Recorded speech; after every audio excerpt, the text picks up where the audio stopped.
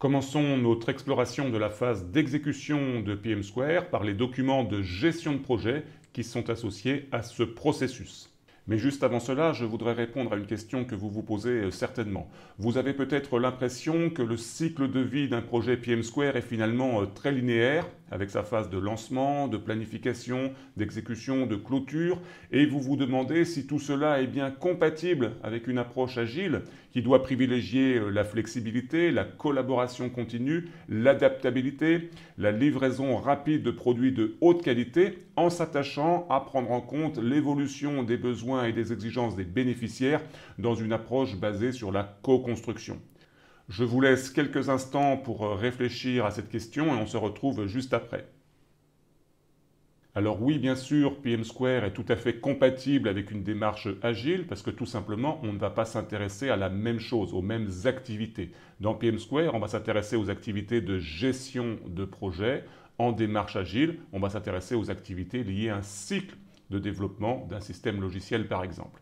Donc, vous allez pouvoir, dans la phase exécution, tout à fait organiser vos livraisons sous forme d'incréments, d'itérations, sous forme de sprint, pour parler agile, pour prendre du vocabulaire agile, avec des livrables intermédiaires qui vont être remis très régulièrement dans des séquences que vous aurez définies à l'avance, que vous aurez définies en phase de planification, que vous aurez expliqué dans votre manuel du projet, jusqu'à produire un livrable final qui vous permettra d'atteindre la phase de clôture du projet pour mettre fin aux activités en mode projet et passer ensuite dans le cycle de vie du produit.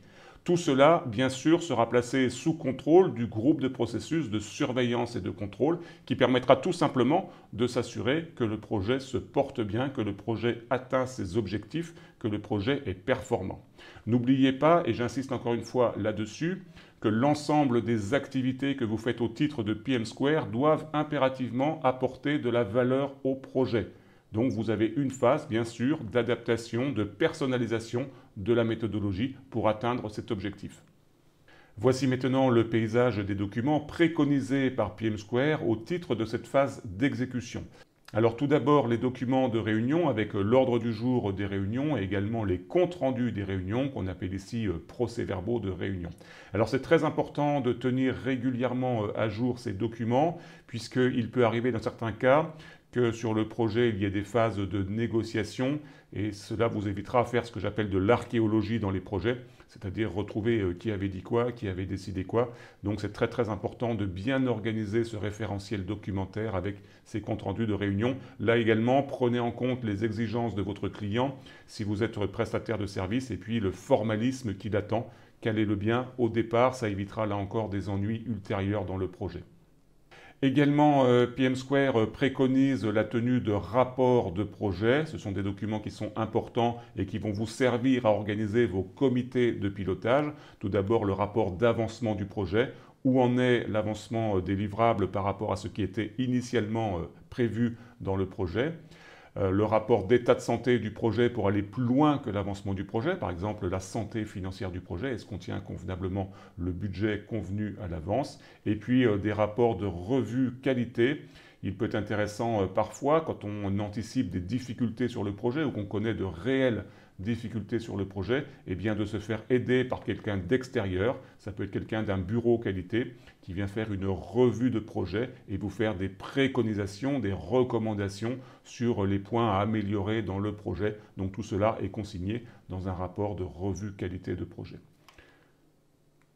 PM Square prévoit également un troisième document au titre de cette phase d'exécution. Il s'agit du formulaire de demande de modification, tout simplement pour tracer les modifications sur l'objectif du projet, également les modifications sur le périmètre du projet, de façon à pouvoir faire prendre une décision par rapport à ces demandes de modification. Là encore, quel que soit le cycle de développement, évidemment, si vous êtes en agilité, les demandes de modification de périmètre sont incluses dans l'agilité.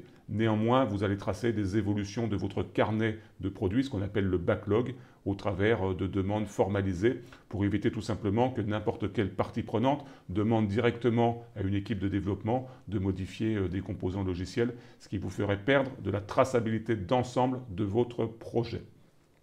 Donc vous avez ici résumé l'ensemble des documents qui seront à produire au titre de la gestion de projet pendant la phase d'exécution.